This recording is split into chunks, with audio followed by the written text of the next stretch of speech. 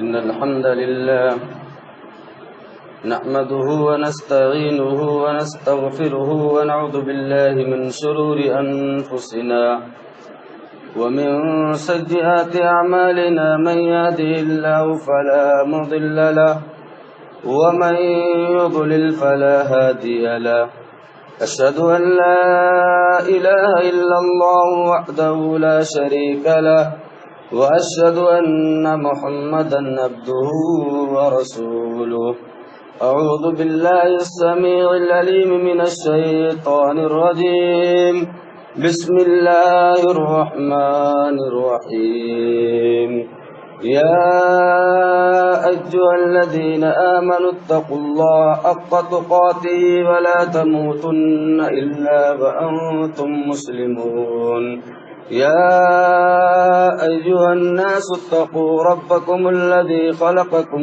من نفس واحدة وخلق منها زوجها وبث منهما رجالا كثيرا ونساء واتقوا الله الذي تساءلون به والأرحام إن الله كان عليكم رقيبا يا أيها الذين آمنوا اتقوا الله وقولوا قولا سديدا يصلح لكم أعمالكم ويغفر لكم ذنوبكم ومن يطع الله ورسوله فقد فاز فوزا عظيما أما بعد فإن خير الحديث كتاب الله وخير الهدي هدي محمد صلى الله عليه وسلم وشر الأمور محدثاتها وكل محدثة بدعة وكل بدعة ضلالة الضلالة في النار أعوذ بالله السميع العليم من الشيطان الرجيم نحن أعلم بما يقولون وما أنت عليهم بجبار فذكر بالقرآن من يخاف وعيد وقال جل وعلا في موضع آخر شهر رمضان الذي أنزل فيه القرآن هدى للناس وبينات من الهدى والفرقان وقال جل وعلا في موضع آخر لا تجعلوا دعاء الرسول كدعاء بعضكم بعضا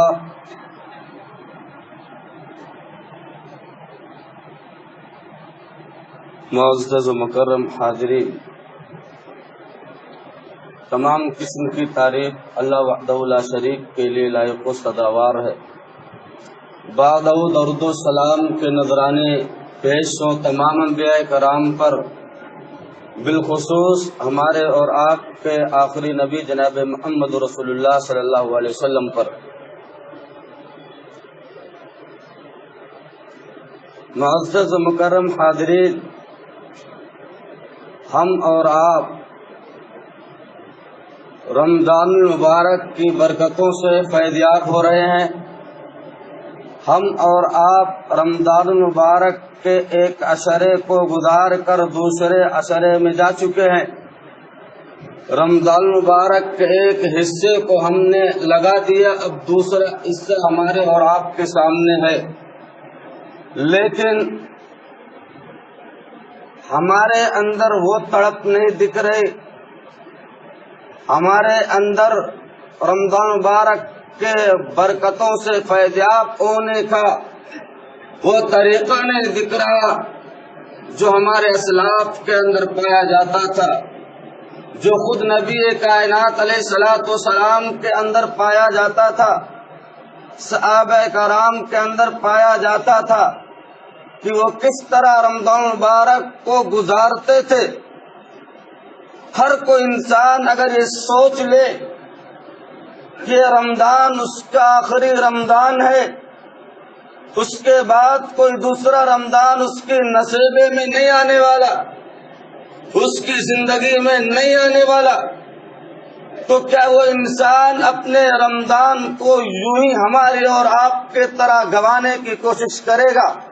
ہرگز نہیں کر سکتا ہے، بلکہ وہ اپنے ہر ایک لمحے کو، ہر ایک منٹ اور سیکنڈ کو اللہ تبارک و تعالیٰ کی رضا جوئی کے لیے لگائے گا۔ اللہ تبارک و تعالیٰ نے ہمیں اور آپ کو 11 مہینے کا مکمل وقت دیا ہے اپنی زندگی کو سنوارنے کا، اپنی دنیا کو چمکانے کا۔ 1 مہینہ صرف اللہ رب العالمین چاہتا ہے کہ میرے بندے میری عبادت کر لیں، اپنے آپ کو جہنم کے عذاب سے بچا لے، لیکن ہماری اور آپ کی کاہلی، ہماری اور آپ کی سستی کہ کیسے رمضان کے روزے تو رکھ لیتے ہیں، یا تو سماج کے ڈر سے رکھتے ہیں، یا تو چلو لوگ رکھتے ہیں ہم رکھ لیتے ہیں۔ وہ جذبہ نہیں رہا ہمارے اندر، وہ شوق نہیں رہا ہمارے اندر۔ انسان روزہ رکھتا ہے تو اس کے جسم کے تمام اعضاء کو روزہ رکھنا پڑتا ہے۔ زبان سے جھوٹ نہیں بول سکتا، کان سے غلط باتیں نہیں سن سکتا، آنکھ سے بری چیزوں کو نہیں دیکھ سکتا، ہاتھ اور پیر سے غلط کام نہیں کر سکتا۔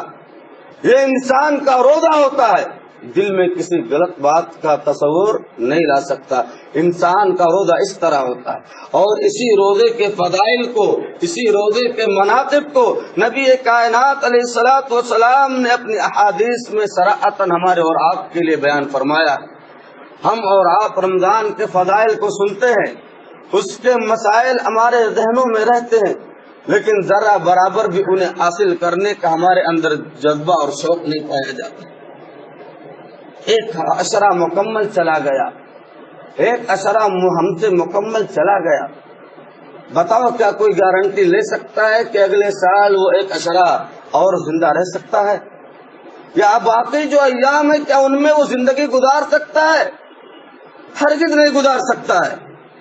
کوئی اپنے آپ کی یہ گارنٹی نہیں لے سکتا ہے کہ انسان ابھی یہاں سے جانے کے بعد اپنے حیات پر برقرار رہے گا۔ تو کیوں نہ ہم اپنے وقت کو، کیوں نہ اپنے رمضان کو ایک مثالی رمضان بنا دے، کیوں نہ رمضان کے فضائل و برکات کو اپنے اندر سمیٹنے کی کوشش کریں، انہیں لانے کی کوشش اسی طرح کریں جس طرح صحابہ کرام رضی اللہ عنہ مجمعین کیا کرتے تھے۔ ان کا معمول یہ تھا کہ وہ لوگ 1 رمضان گزر جانے کے بعد 6 مہینے تک اس کی عبادتوں کو قبول ہونے کی دعائیں کرتے تھے، 6 مہینے تک اس کی عبادتوں کو قبول ہونے کی دعائیں کرتے تھے۔ ہمارا معاملہ یہ ہے کہ رمضان میں روزے رکھ لیے، اجی ہم نے پہاڑ توڑ کے رکھ دیے۔ اللہ کے بندو 6 مہینے تک رمضان کی عبادتوں کے قبول ہونے کی دعائیں کرتے تھے، اس کے بعد 6 مہینہ رمضان کے آنے کی اور اس کی آمد کی دعائیں کرتے ہیں، لا تو ہمیں رمضان کا مہینہ نصیب فرما، اس کے فیض، اس کی برکتوں کو سمیٹنے کا موقع نصیب فرما۔ یہ صحابہ کرام کا حال تھا، یہ اللہ کے رسول صلی اللہ علیہ وسلم کے اصحاب کا حال تھا۔ اسی روزے کے فضائل کے بارے میں چند باتیں آپ کے سامنے کرنے کی کوشش کر رہا ہوں۔ یہ روزہ جو ہم نے ہلکے میں لے لیا ہے، اس کا مقام ہماری زندگیوں کے اندر کیوں نہیں آ رہا ہے؟ اس کی اہمیت ہمیں اور آپ کو کیوں نہیں معلوم چل رہی ہے؟ کیا ان روزہ اسی کا نام ہے آدمی دن بھر بھوکا اور پیاسا رہے؟ روزہ اسی کا نام ہے کہ آدمی دن کے اندر اپنی بیوی سے مستری چھوڑ دے؟ روزہ اسی کا نام ہے کہ آدمی پیاسا رہے دن بھر؟ اس کا نام ہرگز نہیں ہے اللہ کے بندو، اس کا نام ہرگز نہیں ہے۔ ایسے روزے کا نبی کریم صلی اللہ علیہ وسلم کے یہاں کوئی فائدہ نہیں۔ آپ صلی اللہ علیہ وسلم ایسے روزے داروں کی مذمت فرمائی۔ آپ نے فرمایا کتنے روزے دار ایسے ہیں، کتنے روزے دار ایسے ہیں جن کو صرف بھوک اور پیاس کے علاوہ کوئی اور چیز نہیں ملتی ہے، دن بھر بھوکا اور پیاسا رہتے ہیں، اللہ کے بندو اس فہرست میں اپنے آپ کو شامل مت کرو. غیرت ایمانی کو جگاؤ، اپنے جذبہ ایمانی کو جوش میں لاؤ. عبادت کی وہ روح قائم کر دو جو امت کے اسلاف نے قائم کیا تھا. آپ کو معلوم ہونا چاہیے اسی رمضان کے اندر قرآن کا نزول بھی ہوا تھا. صحابہ کرام کا معمول کیا تھا؟ ائمہ اعظام کا معمول کیا تھا؟ حضرت امام مالک رحمۃ اللہ علیہ فرماتے ہیں کہ جب ان کے رمضان کا وقت آتا تھا، رمضان کا مہینہ آتا تھا، اپنے شاگردوں کو بھیج دیتے تھے، کہتے تھے بھائی آپ لوگ اپنے گھر کی طرف چلے جاؤ، اب یہ رمضان کا مہینہ قرآن کا مہینہ ہے، ہمیں اب قرآن سے فائدہ اٹھانے دو، قرآن کو پڑھنے دو، قرآن کی برکتوں کو سمیٹنے دو. اسی لیے امام کائنات علیہ الصلوۃ والسلام نے فرمایا تھا القرآن الصیام والقرآن یشفعان للعبد یوم القیامہ. یہ روزہ اور یہ قرآن قیامت کے دن بندے کی سفارش کریں گے. روزہ کہے گا اللہ رب انی منعت الطعام والشراب، اے اللہ ہم نے اس کو کھانے اور پینے سے اور اسی طریقے سے بیوی سے امبستری کرنے سے اسے دن کے اندر روکے رکھا ہے، اللہ اس کو بخش دے. اے اللہ اس کو میں نے صرف روکے رکھا. قرآن کہے گا اللہ اس کو میں نے رات میں سونے سے روکے رکھا اور یہ رات میں آنا اللیل و آنا النہار، رات اور دن کے اندر میری تلاوت کرتا تھا. اللہ اس کی وجہ سے تو اسے بخش دے، اس کے گناہوں کو معاف فرما دے. نبی کائنات علیہ الصلوۃ والسلام فرماتے ہیں وہ دونوں سفارش کریں گے تو اللہ تبارک و تعالیٰ ان کی سفارش کو قبول فرما لے گا اور ایسے انسان کو جنت مل جائے گی. قرآن اور رمضان کا تعلق بڑا ہی گہرا ہے. اسی مہینے میں ہم اور آپ جانتے قرآن کا نزول ہوا اور نبی کائنات علیہ الصلوۃ والسلام کا معاملہ کیا تھا. اللہ کے نبی صلی اللہ علیہ وسلم کے بارے میں اما عائشہ اور اسی طریقے سے دوسرے لوگ کہتے ہیں، صحیح بخاری 1902 نمبر کے روایت میں کہتے ہیں اللہ کے نبی صلی اللہ علیہ وسلم کا معاملہ یہ تھا کہ نبی کائنات علیہ الصلوۃ والسلام جب رمضان مبارک کا مہینہ آتا تھا آپ قرآن کی تلاوت کرتے تھے، قرآن کا دور کیا کرتے تھے. حضرت جبرائیل علیہ الصلوۃ والسلام آپ کے پاس تشریف لاتے تھے، آپ قرآن ان کو سناتے تھے. جبرائیل علیہ الصلوۃ والسلام آتے تھے، آپ قرآن ان کو سناتے تھے.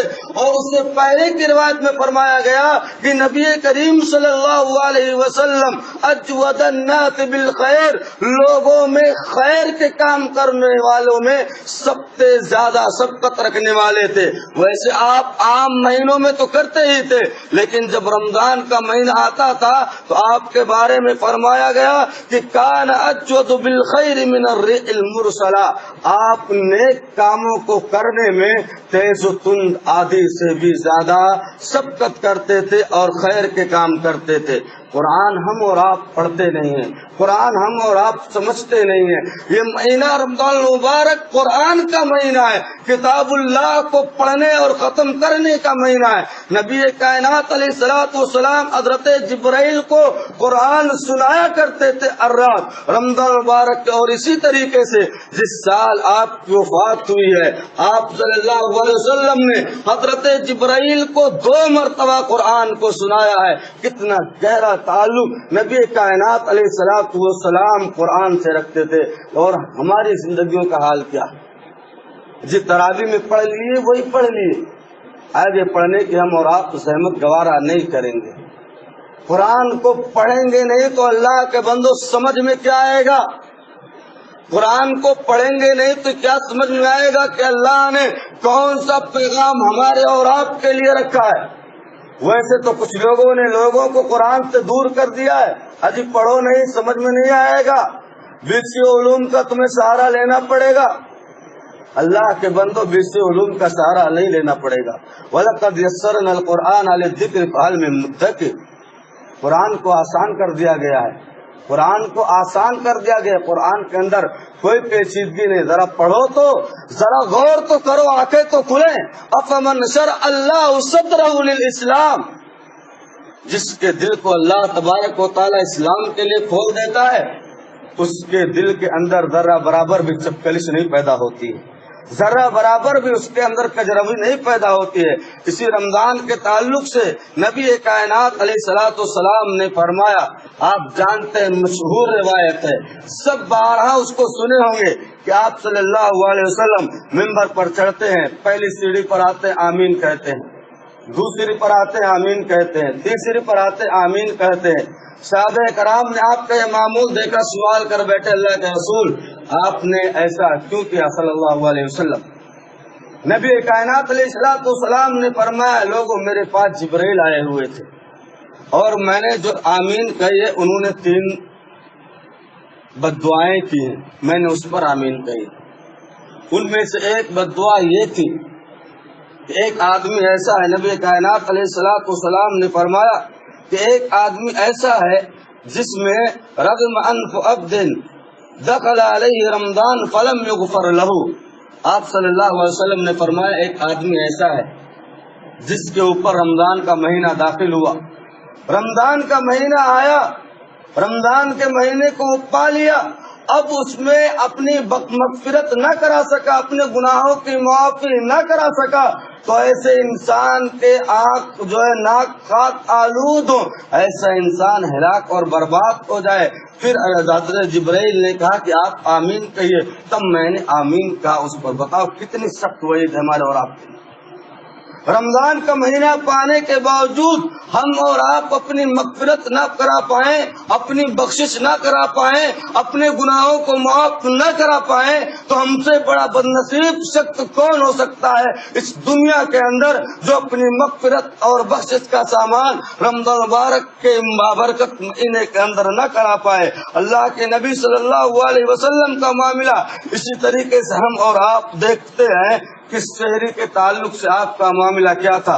نبی کائنات علیہ الصلوۃ والسلام ہمارے اور آپ کے پیارے نبی صلی اللہ علیہ وسلم شہری کے تعلق سے فرماتے تھے، ان بلالا یؤذن فکلوا واشربوا۔ لوگوں آپ جانتے ہیں کہ پہلے نبی کریم صلی اللہ علیہ وسلم کے زمانے میں رمضان کے اندر 2 اذانیں ہوا کرتی تھی رات کے اندر، ایک حضرت بلال رضی اللہ تعالیٰ عنہ دیتے تھے، دوسرے نابینا صحابی حضرت عبداللہ بن مکتوم رضی اللہ تعالیٰ عنہ دیا کرتے تھے۔ اللہ کے نبی صلی اللہ علیہ وسلم نے فرمایا، لوگوں جب بلال اذان دے تب تم لوگ کھانا پینا شروع کرو۔ حضرت بلال اذان اس لیے دیتے تھے کہ وہ لوگ جو قیام کر رہے ہیں وہ اب اپنے قیام کو بند کر دیں اور اب سحری کرنے کے لیے چلے جائیں، اور اسی طریقے سے وہ لوگ جو نیند میں سوئے ہوئے ہیں وہ جاگ جائیں اور سحری کر لیں۔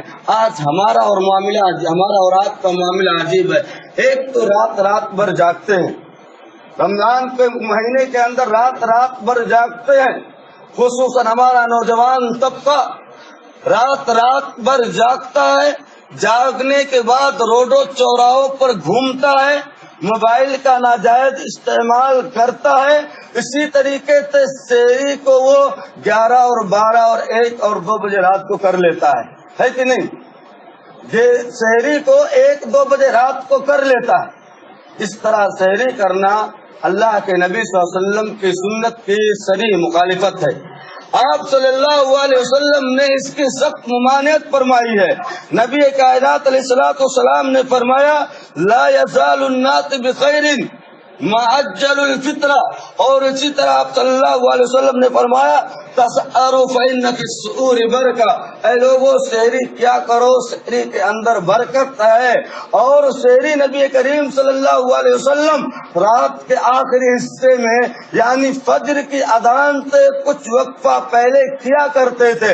حضرت زید بن ثابت رضی اللہ تعالیٰ عنہ سے پوچھا گیا کہ نبی کریم صلی اللہ علیہ وسلم کی سحری کھانے کے بعد نماز کے وقت کا یعنی فجر کی نماز کے درمیان کتنا وقفہ رہا کرتا تھا. کہتے ہیں قدر 50 آیتن، یعنی جتنا کوئی آدمی 50 آیتیں پڑھ لے اتنے کے مطابق آپ صلی اللہ علیہ وسلم سحری کرنے کے بعد اور نماز کے فجر کی نماز یعنی جماعت کے درمیان کا وقفہ رہا کرتا تھا 50 آیتوں کے درمیان. یعنی 50 آیتوں کو اگر کوئی مان لے تو 10 منٹ تقریباً ہوتا ہے. یعنی 10 منٹ بہت ہو گیا تو 15 منٹ، یعنی آپ کے سحری کھانے کے بعد 15 منٹ کے بعد جماعت کھڑی ہو جایا کرتی تھی.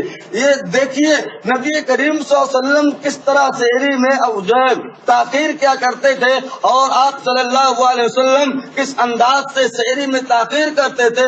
اور کہتے تھے لوگ اس وقت تک سحری میں رہیں گے جب تک کہ وہ لوگ سحری میں تاخیر کرتے رہیں گے.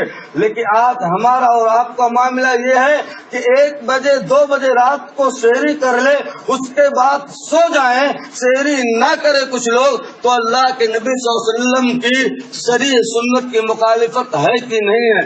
اللہ کے بندو یہ ضرور ہے. اسی طریقے سے دوسری چیز جو ہم اور آپ لوگ افطاری میں کرتے ہیں، نبی کائنات علیہ الصلوۃ والسلام کا معمول یہ تھا کہ آپ صلی اللہ علیہ وسلم جو ہے سورج غروب ہوتے ہی، سورج ڈوبتے ہی آپ صلی اللہ علیہ وسلم افطاری کر لیا کرتے تھے اور کہتے تھے ما لا یزال الناس بخیر ما اجل الفطر، لوگ اس وقت تک خیر میں رہیں گے جب تک کہ وہ لوگ افطار میں جلدی کرتے رہیں گے.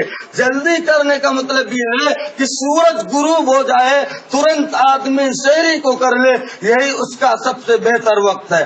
آج ہمارے سماج اور معاشرے کے اندر دیکھا یہ جاتا ہے کہ آدمی جو ہے کیا نام ہے، آدمی جو ہے تاخیر کرتا ہے، آدمی جو ہے احتیاط برتتا ہے. کیوں احتیاط برتا جا رہا ہے؟ اللہ کے بندو بتاؤ ذرا سوچو، پورے دن آپ نے اللہ کے لیے روزہ رکھا ہے، اللہ کا یہ حکم ہے کہ آدمی سحری افطار کو جلدی کر لے. اب اگر ہم اور آپ پورے دن روزہ رکھنے کے بعد بطور احتیاط 3 اور 4 اور 5 منٹ تاخیر کرتے ہیں تو کس رسول کی اتباع؟ بتاؤ کیا رسول کی سنت کی مخالفت نہیں ہے؟ دن بھر ہمارا بھوکا رہنا برباد ہو سکتا ہے، دن بھر ہمارا بھوکا رہنا ناکارہ ہو سکتا ہے کہ ہمیں اس نافرمانی کی وجہ سے اللہ تبارک و تعالیٰ سزا دے دے، ہمارے روزوں کو قبول نہ فرمائے. احتیاط کون سی چیز ہوتی ہے؟ جہاں احتیاط کرنے کا موقع ہے وہاں ہم اور آپ احتیاط نہیں کرتے ہیں. جہاں نبی کریم صلی اللہ علیہ وسلم نے احتیاط کرنے سے منع فرمایا ہے وہاں ہم اور آپ احتیاط کرتے ہیں. 4 اور 5 منٹ تاخیر کرنا یہ کون سے رسول کی سنت ہے؟ یہ کس رسول کے اتباع میں ہم اور آپ کر رہے ہیں؟ کیا اسی رسول کے اتباع میں کر رہے ہیں جو ہمارے اور آپ کے لیے راتوں کی نیندیں خراب کرتا تھا، ہماری اور آپ کے لیے راتوں میں سجدے میں جا کر رویا کرتا تھا؟ اسی رسول کی سنت کے اتباع ہے یا اس کی سنت کی دھجے اڑانی ہے؟ اسی رسول کی سنت پر عمل کرنا ہے یا اسی رسول کی سنت کو پاؤں تلے کر چلنا ہے؟ سمجھ نہیں آتا ہے سماج اور معاشرے کے کچھ لوگوں کا، اور ایسے لوگوں کا جنہیں قرآن و سنت کی تعلیم دی جاتی ہے. آج ایسے لوگ بطور احتیاط لوگوں کو تنبیہ کرتے ہیں. اللہ کے بندو احتیاط کیوں؟ جہاں آپ کو تاخیر کرنی ہے وہاں آپ جلدی کرتے ہو. سحری کے اندر جلدی کیا جاتا ہے، لوگوں کو مائک کے ذریعے روک دیا جاتا ہے. کون سے رسول کی سنت ہے کہ آپ لوگوں کو کھانے اور پینے سے روک دیں؟ وقت کی موجودگی میں کھانے اور پینے سے روک دینا کس رسول کے اتباع کا حال ہے؟ کس رسول کی پیروی ہے؟ اور کس رسول کا یہ طریقہ ہے کہ آدمی افطار کے اندر لوگوں کو بطور احتیاط روک دے؟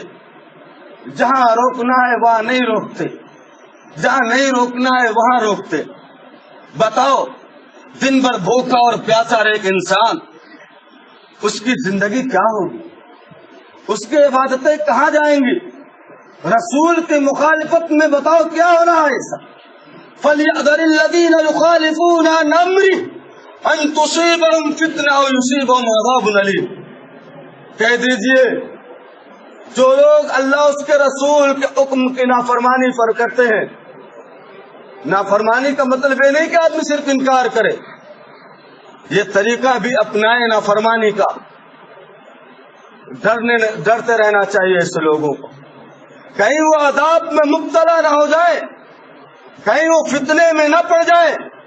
آج جو فتنے ہمارے اوپر ہیں، جو مصیبتیں ہمارے اوپر ہیں، وہ ہماری اپنی کرتوت ہیں۔ یہ اسی طرح ہم نے رسول کی سنتوں کو رودا ہے تو اللہ ہمیں لوگوں سے رودوا رہا ہے۔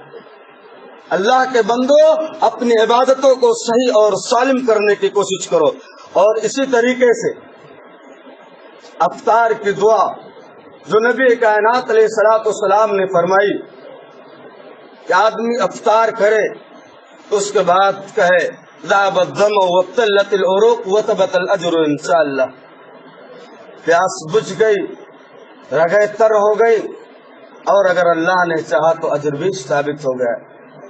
یہ کتنی پیاری دعا ہے۔ اب ہم اور آپ کیا کرتے ہیں؟ کون سی دعا پڑھ لیتے ہیں؟ اللہم لک صمت وعلی رزقک افطرت وغیرہ وغیرہ۔ کون سی دعا ہے؟ بتاؤ، کیا رسول کے اتباع آپ کو یہاں مناسب نہیں لگتی؟ آپ صلی اللہ علیہ وسلم نے ذهب الظمأ وابتلت العروق وثبت الاجر انشاءاللہ کہا کہ آپ یہ دعا پڑھے سے افطاری کرنے کے بعد یہ دعا جو صحیح اور ثابت ہے اس کو چھوڑ کر لَكَ صُمْتُ وَعَلَى رِزْقِكَ أَفْطَرْتُ وغیرہ دعا پڑھیں۔ بتاؤ کون سے رسول کی سنت؟ ہمارے اور آپ کا روزہ برباد نہیں ہوگا؟ ایک چیز مجھ کو سمجھ میں نہیں آتی ہے، میں نے کئی لوگوں سے اس تعلق سے سوال کیا، ہو سکتا ہے کسی کو بات بری لگے، لیکن بری لگے تو بری لگے، آدمی کو غور کرنا چاہیے۔ ہم اور آپ نے دیکھا ہوگا، آپ کے علاقے میں لوگ رہتے ہیں، سمجھتے ہوں گے، رمضان المبارک سے پہلے آپ نے مغرب کے اذان کا وقت دیکھا ہوگا، مغرب کی اذانیں آپ کو سنائی دیتی ہوں، ہے کہ نہیں؟ کیا سوال ہے میرا، اس سوال کا جواب آپ لوگ دیجئے یا کہیں سے لائیے۔ کیا آپ جو مغرب کی اذان میں یا دوسری اذانوں میں الصلاۃ والسلام علیک یا رسول اللہ کہتے ہیں، کیا وہ حکم رمضان میں منسوخ ہو گیا ہے؟ کیا وہ حکم رمضان میں منسوخ ہو گیا ہے؟ رمضان کے اندر مغرب کی اذان میں کیوں نہیں کہتے ہو؟ اگر کہنا درست ہے، یہ کلمہ اگر صحیح ہے، آپ کیوں نہیں کہتے؟ یہ اس لیے نہیں کہتے نا کہ جو کلمہ باطل ہو اس کو کبھی بھی منسوخ کیا جا سکتا ہے، جو کلمہ حق ہو اسے کبھی منسوخ نہیں۔ اذان کے کلمات کو منسوخ کر کے دکھاؤ، اذان کے کلمات کو منسوخ کر کے دکھا دو۔ آپ نے جو اضافہ کیا اس کو جب چاہے جب کم کرے، بڑھا سکے۔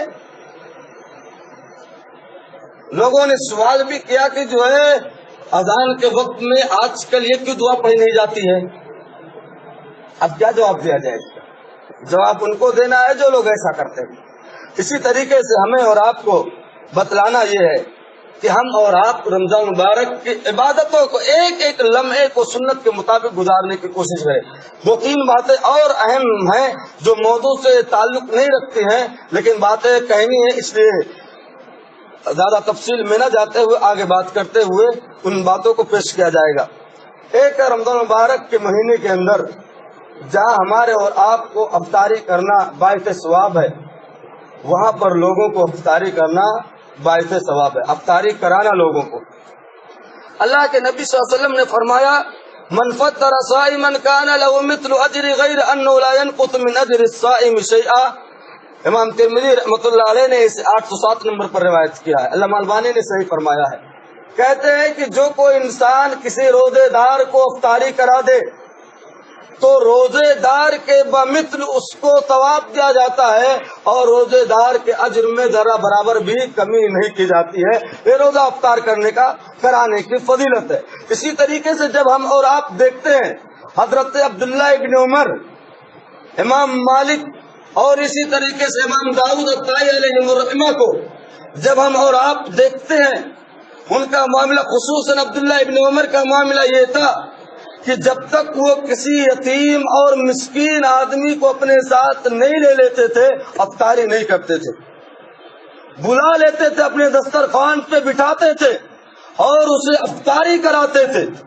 اور کبھی بائی چانس اگر یہ معلوم ہو جائے کہ ان کے گھر والوں نے لوٹا دیا ہے مسکین یا یتیم کو آیا تھا تو وہ اس دن اپنے گھر پر افطار بھی نہیں کرتے تھے. یہ ہمارے یہاں طریقہ تھا.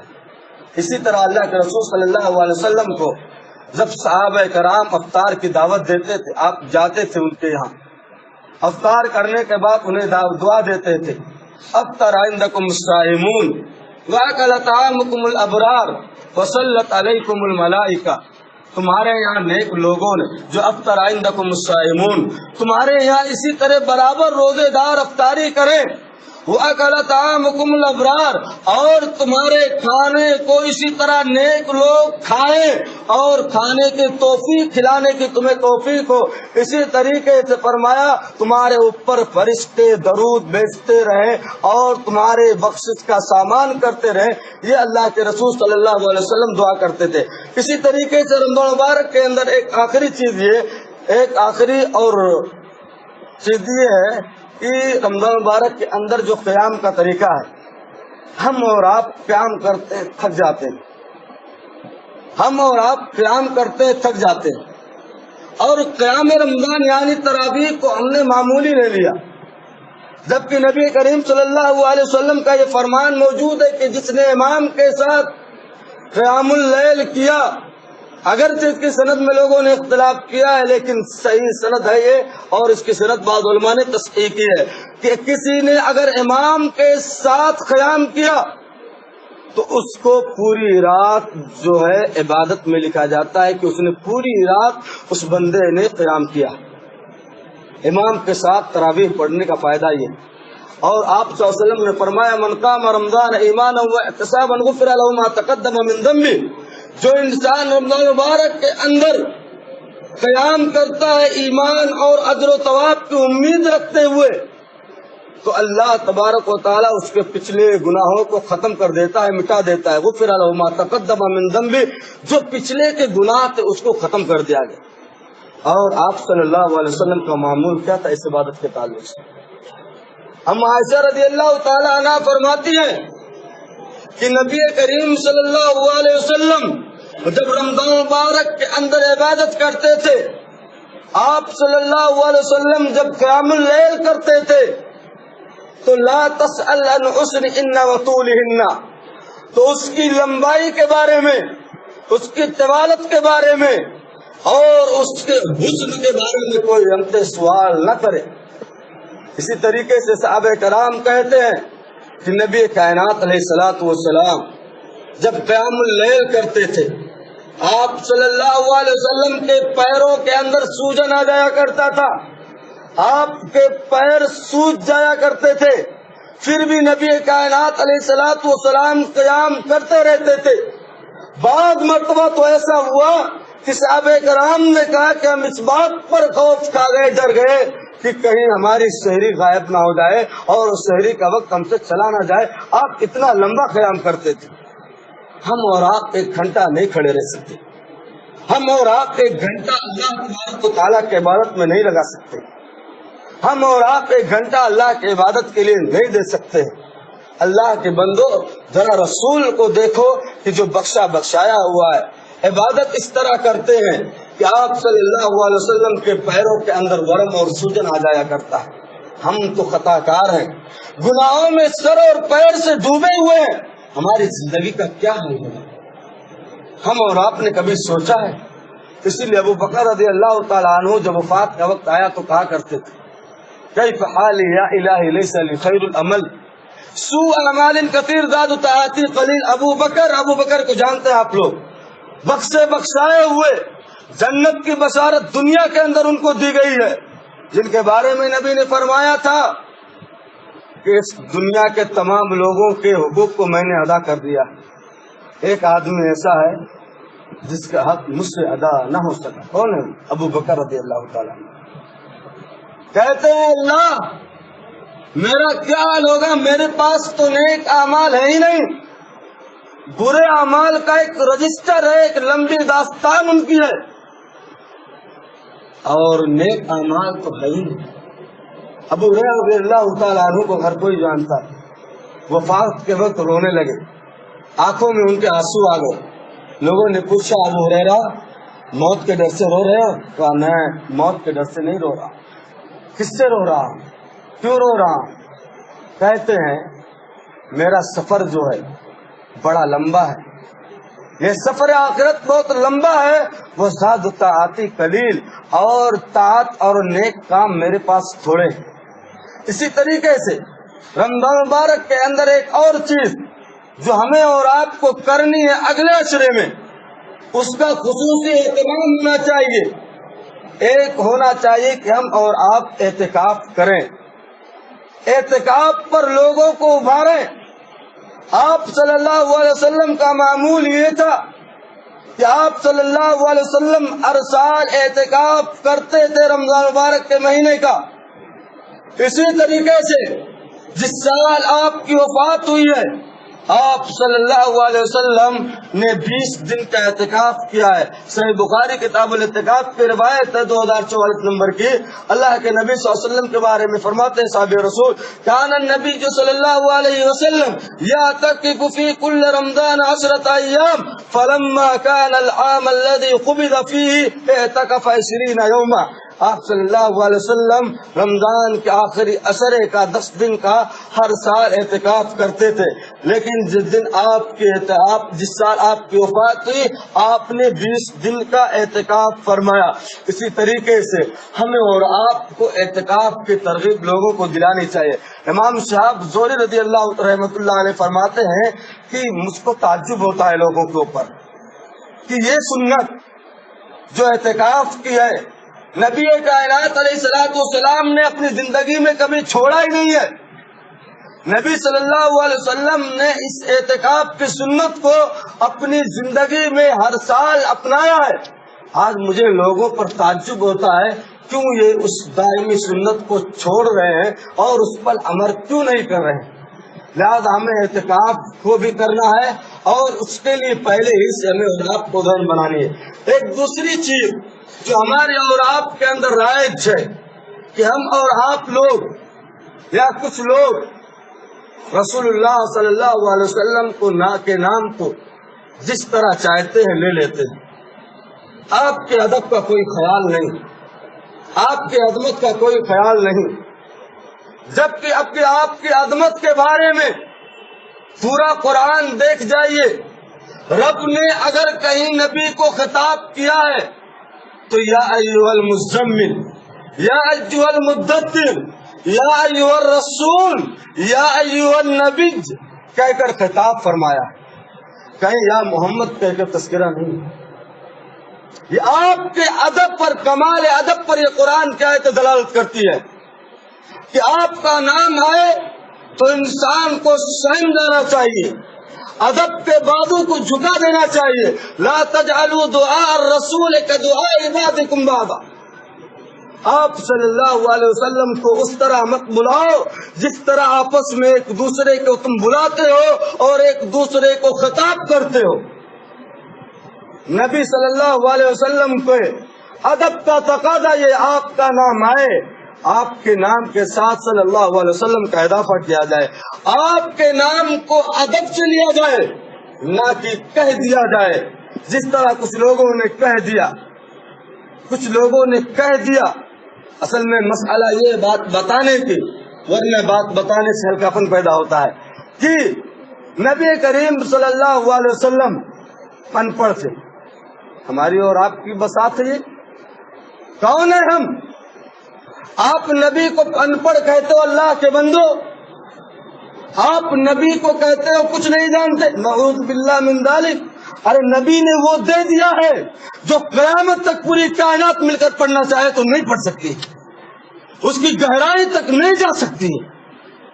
ہمارے اور آپ کی اوقات، ہماری اور آپ کی حیثیت یہ کہ نبی کے تعلق سے اس طرح کے نازیبا کلمات خصوصاً منبر رسول سے نکالے جائے؟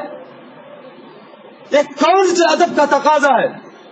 آپ نے سمجھا ہے ابو بکر عمر کی آواز نبی کے درمیان نبی کے سامنے تیز ہو گئی، اللہ تبارک و تعالیٰ نے آیت کریمہ نازل فرما دی، کیا یا ایھا الذین آمنوا لا ترفعوا اصواتکم فوق صوت النبی؟ آپ نے کیا سمجھا ہے؟ نبی کی آواز پر اپنی آواز کو بلند مت کرو، کیا سمجھ کے رکھا ہے اور آپ نے؟ نبی کی آواز پر اپنی آواز کو بلند مت کرو اگر ایمان ہے تو۔ اور اس طرح کرنے سے آدمی کو لاشعوری طور پر اس کے سارے اعمال اللہ برباد کر دیتا ہے۔ جو نبی کے نام کو ادب سے نہ لے، نبی کے نام کے بعد صلی اللہ علیہ وسلم کا تذکرہ نہ کرے، آپ نے کیا فرمایا؟ جو انسان میرے اوپر درود بھیجتا ہے، میرے نام کے آنے کے بعد صلی اللہ علیہ وسلم کہتا ہے، اس کے 10 گناہ معاف ہو جاتے ہیں، اس کے 10 درجے بلند کر دیے جاتے ہیں۔ یہ کس کے نام پر ہے؟ جس کے نام پر اللہ نے اتنے ثواب رکھے ہیں، ہم اس کے نام کو جس طرح چاہے لے لیں، جس طرح چاہے کہہ لے، جس طرح چاہے لوگوں کو جو کہلوا دے، لوگوں میں اپنی بات کو منوا لے۔ اجی نبی امی تھے، نبی کو پڑھا، نبی امی تھے، لیکن امی کا مطلب یہ نہیں ہے کہ جس طرح ہم اور آپ نے ہماری اور آپ کی طرح پڑھتے، بولو ایسا۔ اللہ کے بندو، اس طرح کہنے سے ہمارے اور آپ کے سارے اعمال اللہ تبارک و تعالی برباد کر دے گا اگر اس طرح کے کلمات ہمارے اندر آئیں گے۔ اسی طرح دوسری چیز، جہاں نبی کے نام کا تذکرہ ہے، جہاں نبی صلی اللہ علیہ وسلم کے نام کے ساتھ درود پڑھنا ہے، آپ کے نام کو ادب کے ساتھ لینا ہے، وہیں پر ایک چیز کا خیال رہے کہ آپ صلی اللہ علیہ وسلم پر غلو کا اندیشہ اور آپ پر غلو نہ کیا جائے۔ آپ صلی اللہ علیہ وسلم نے خود اپنے بارے میں فرمایا، ایاکم الغلو فی الدین فإنہ اہلک من کان قبلکم، اے لوگو تم لوگ دین کے اندر غلو کرنے سے بچو، دین کے اندر غلو کرنے سے بچو، اس لیے کہ تم سے پہلے کی جو امتیں ہلاک ہوئی ہیں نا، کسی اور وجہ سے نہیں ہلاک ہوئی ہیں، یہ انبیاء کے بارے میں جو انہوں نے غلو کیا تھا اس کی وجہ سے ہلاک ہوئی۔ اور آپ صلی اللہ علیہ وسلم نے خود فرمایا، لا تطرونی کما طرت النصارى عیسی ابن مریم انا عبد اللہ فقولوا لی عبد اللہ ورسولہ۔ آپ صلی اللہ علیہ وسلم کے بارے میں آپ صلی اللہ علیہ وسلم نے خود فرمایا، صحابہ کرام آپ کو آتا ہوا دیکھ کر کھڑے ہو گئے، آپ نے فرمایا، اے لوگوں میری پیروی اور میرے لیے اس طرح مت اتباع کرو، مجھ کو اس طرح مت بڑھاؤ جس طرح عیسائیوں نے عیسیٰ ابن مریم کو بڑھایا تھا، میں اللہ کا بندہ ہوں اور اس کا رسول ہوں، لہذا تم مجھے اللہ کا بندہ اس کا رسول ہو۔ آپ کی شان میں غلو بھی نہیں ہونا چاہیے، آپ کو اللہ کے مقام پر لے جا کر کھڑا بھی نہیں کرنا ہے کہ نبی جو ہے لوگوں نے کہہ دیا جو کچھ ہمیں لینا ہے محمد سے لے لیں گے، اللہ کے پہلے میں وحدت کے سوا کیا ہے، جو کچھ ہمیں لینا ہے محمد سے لے لیں گے، نعوذ باللہ۔ کہ لوگ کہتے ہیں کہ اللہ تبارک و تعالیٰ نے نبی کریم صلی اللہ علیہ وسلم کو بعض چیزوں کا اختیار دے رکھا ہے۔ اللہ کے بندو، خود نبی کائنات علیہ الصلوۃ والسلام نے فرمایا، یا فاطمہ، اے فاطمہ تو چاہتی ہے اگر تم میری مال سے اپنی لبتے جگر نور نظر کو کہہ رہے ہیں، اے فاطمہ تو اگر چاہتی ہے تو دنیا کے اندر جو مجھ سے مانگنا ہے مان لے، میں تجھ کو دے دوں گا، میں تیرا آخرت کے اندر کوئی کام نہیں آنے والا ہوں۔ فَإِنِّي لَا أُغْنِي عَنْكُمْ يَوْمَ الْقِيَامَةِ، شریعہ کہتے ہیں فاطمہ تیرے لیے میں قیامت کے دن کسی چیز کا اختیار اور پاور نہیں رکھتا ہوں۔ جو نبی اپنی بیٹی کے تعلق سے پاور نہ رکھے، آج امت کے تعلق سے اس طرح پاور رکھنا کون سا طریقہ اور کون سی یہ سنت ہے۔ اسی طریقے سے دوسری چیز میں آخری چیز آپ کے سامنے بول کے بات کو ختم کر رہا ہوں۔ دیکھیے علماء کا احترام کرنا، علماء کے مقام کو سمجھنا، یہ ہماری اور آپ کی پہلی ذمہ داری ہونی چاہیے۔ دوسری چیز یہ اس میں کہ آپ کس کو علماء سمجھیں گے، آپ کس کو عالم سمجھیں گے، ہر کسی کو آپ عالم سمجھ لیں۔ جس طرح سے رات کے درس میں بتایا گیا کہ مسجد کی 2 قسمیں ہوتی ہیں، ایک مسجد درار اور ایک مسجد تقوی۔ وہ مسجد جو مسلمانوں کے درمیان اختلاف کے لیے اللہ اس کے رسول کے علاوہ کسی اور کی بات کو پیش کرنے کے لیے بنائی جائے، وہ مسجد تمام تر کس میں آتی ہے؟ مسجد ضرار میں۔ وہ مسجد جو اللہ اس کے رسول کی بات کو سمجھانے کے لیے، دین کی بنیادوں کو بتلانے کے لیے، اس کے عبادت کے لیے، اللہ رب العالمین کی عبادت کے لیے بنائی جائے، وہ مسجد مسجد تقویٰ ہوتی ہے۔ اسی طریقے سے علماء کی بھی دو قسمیں ہیں، ایک علماء سو یعنی برے علماء، نمبر 2 علماء حق یعنی قرآن و سنت کو جانکار، اس کو سمجھانے والے، اس کو بتلانے والے علماء۔ اب عالم کی صفت کیا ہوتی ہے؟ 2 صفتیں آپ لوگ اپنے اندر بیٹھا لیں اور اس کو اسی صفت کو رکھتے ہوئے آپ ہر کسی کو پرکھنے کی کوشش کریں۔ نمبر 1 یہ اس میں کہ ایک عالم جو ہوگا، قرآن و سنت کا جو عالم ہوگا، نمبر 1 ایسی چیز ہے کہ وہ اس پر اس کا جانکار ہو۔ کس کا؟ قرآن و سنت کا جانکار ہو۔ اگر قرآن و سنت کی بنیادوں کو جانتا ہے، اس کو سمجھتا ہے، اس کے مفہوم کو سمجھتا ہے، تو وہ عالم کا ایک حصہ پاتا ہے۔ لیکن دوسری چیز، اگر اس کے مطابق اگر وہ عمل کرتا ہے تو وہ عالم ہے۔ یہ 2 صفتیں ہونی چاہیے، ایک تو قرآن و سنت کا صحیح علم، دوسرا یہ کہ اس کے مطابق عمل۔ اگر یہ دونوں چیزیں پائی گئی تو وہ عالم ہوتا ہے۔ آپ کسی نہ ہر کسی کو چاہے منبر رسول پر کھڑا کر دے، ہر کسی جس کو چاہے آپ منبر پر لا کر کھڑا کر دے۔ اللہ کے بندو، پہلے ان صفتوں کو پرکھ لو، کیا وہ قرآن و سنت کو کتاب جو ہے سلف کے مطابق، ان کے فہم کے مطابق سمجھتا ہے کہ نہیں سمجھتا ہے، یا اپنے عقل کے گھوڑے دوڑا کر اسے سمجھنے کی کوشش کرتا ہے۔ یہ چیزیں ہمارے اور آپ کے اندر ہونی چاہیے۔ اسے دیکھو پرکھو کہ کیا قرآن و سنت کے مطابق عمل کرتا ہے کہ نہیں کرتا ہے۔ اگر بے عمل ہے تو وہ عالم نہیں ہو سکتا ہے، بے عمل ہے تو منبر رسول پر کھڑا ہونے کا حق نہیں رکھتا ہے، وہ لوگوں کو اصلاح کرنے کا حق نہیں رکھتا ہے۔ اگر یہ 2 صفتیں ہوں تب وہ اصلاح کرنے کا حق رکھتا ہے۔ اسی طریقے سے آخری بات بتلا کے بات ختم کی جائے گی، جس کا بار بار اصرار ہوتا ہے کہ ہم اور آپ جب جمعہ کے دن آتے ہیں، جمعہ کی نماز کے لیے آتے ہیں، تو پہلے ہماری اور آپ کی کوشش ہونی چاہیے، جیسا کہ فجر کے درس میں بتلایا گیا، کہ ہم اور آپ مسجد کے اندر سب سے پہلے آنے کی کوشش کریں۔ آپ کو معلوم ہونا چاہیے جمعہ کے دن ایک ایسی گھڑی ہے جس گھڑی کے اندر اللہ تبارک و تعالی بندے کی دعا کو قبول کرتا ہے، جو چاہتا ہے مانگتا ہے اللہ اس کو دے دیتا ہے، لیکن یہ گھڑی کسی کو متعین طور پر معلوم نہیں ہے۔ ہمیں اور آپ کو جمعہ کے دن نماز کے لیے پہلے آنا چاہیے اور پہلے مسجد میں آدھے دینا چاہیے۔ کوشش یہ ہو کہ سب سے پہلا جو مسجد میں آئے وہ انسان میں ہوں، کوئی دوسرا نہ رہے۔ دوسری چیز، مسجد میں آنے کے بعد تحیۃ المسجد پڑھنا۔ آتے ہیں اور آپ ترنت مسجد کے اندر بیٹھ جاتے ہیں، یہ بہت غلط طریقہ ہے۔ یہ مسجد کا آپ کیا معلوم ہے؟ اذا دخل احدكم المسجد فلا يجلس حتى يصلي ركعتين، جب تم میں سے کوئی مسجد کے اندر داخل ہو نہ بیٹھے یہاں تک کہ جب تک کہ وہ 2 رکعت نماز کو نہ پڑھ لے۔ تو عام طور پر ہمیں مسجد میں جب داخل ہونا ہے 2 رکعت سنت پڑھنا ہے۔ جمعہ کے دن ہمارے اور آپ کی خصوصی ذمہ داری بن جاتی ہے کہ آپ سنت پڑھ لیے، قرآن کی تلاوت کریں۔ قرآن کی تلاوت اگر بائی چانس آپ کو نہیں آتا ہے، نہیں کر سکتے، تو اللہ کے بندے 2 رکعت کر کے جتنا چاہو آپ نوافل سنت آپ پڑھ لو۔ اور یہ ہماری اور آپ کی ذمہ داری ہونی چاہیے کہ ہم اور آپ اس طرح کی کوشش کریں۔ اللہ تبارک و تعالی ہمیں صحیح سمجھ کی توفیق عطا فرمائے اور رمضان مبارک کے مہینے سے برکتوں کو سمیٹنے کی توفیق عطا فرمائے۔ اے اللہ اس رمضان کو ہمارے لیے گناہوں سے مغفرت کا ذریعہ بنا دے، آمین۔ اے بار الہ، جب تک ہم اس دنیا کے اندر رہے ایمان پر، جو ہمارا خاتمہ ہو تو ایمان کرو، آمین۔ تقبل یا رب العالمین، وآخر دعوانا الحمدللہ۔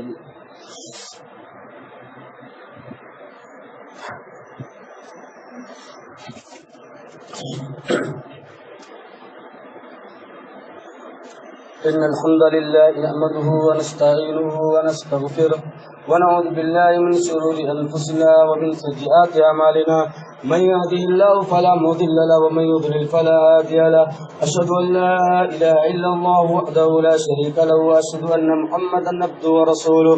أعوذ بالله السميع العليم من الشيطان الرجيم، بسم الله الرحمن الرحيم، يا أيها الذين آمنوا صلوا عليه وسلموا تسليما، اللهم صل على محمد وعلى آل محمد كما صليت على إبراهيم وعلى آل إبراهيم إنك حميد مجيد. اللهم بارك على محمد وعلى آل محمد كما باركت على إبراهيم وعلى آل إبراهيم إنك حميد مجيد. إن الله يأمر بالعدل والإحسان وإيتاء ذي القربى وينهى عن الفحشاء والمنكر والبغي يعظكم لعلكم تذكرون. ولذكر الله أكبر والله يعلم ما تصنعون.